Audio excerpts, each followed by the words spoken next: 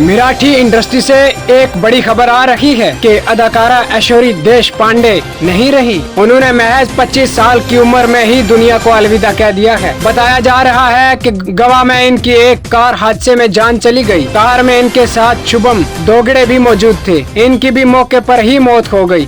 कहा जा रहा है कि पीर की सुबह इनकी कार गोवा के अरपुरा इलाके में गहरे पानी में जा गिरी और पानी में डूबने से दोनों की मौत हो गई। नेशनल डिफेंस एकेडमी (एनडीए) के जरिए फौज की तीनों विंग्स में खवातीन के दाखिला पर गौर किया जाएगा और इसके लिए मई 2020 तक जरूरी निज़ाम तैयार किया जाएगा।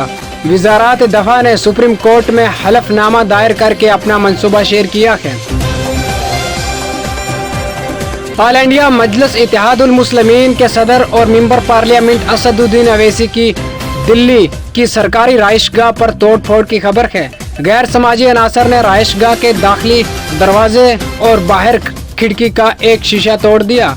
इधर दिल्ली पुलिस ने 5 मुलजमीन को हिरासत में लेकर पूछताछ शुरू कर दी है।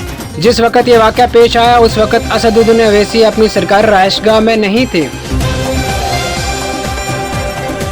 इन सभी ऑनलाइन प्लेटफॉर्म पर अब India team official Jersey, training gear और लाइफ स्टाइल वियर का पूरा कलेक्शन दस्तयाब होगा, जो कि 999 रुपए से शुरू होगा। ये सामान मुल्क भर के सभी शहरों में फरोख्त किया जाएगा।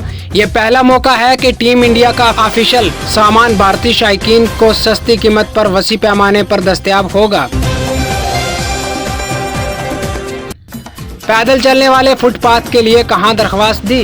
जेडीए की जानिब से हाई कोर्ट से आज खुद नोटिस लेने का हवाला देते हुए फुटपाथ, सड़क किनारे, पार्क में तजावज़ करने वालों को नोटिस जारी किए जा रहे हैं।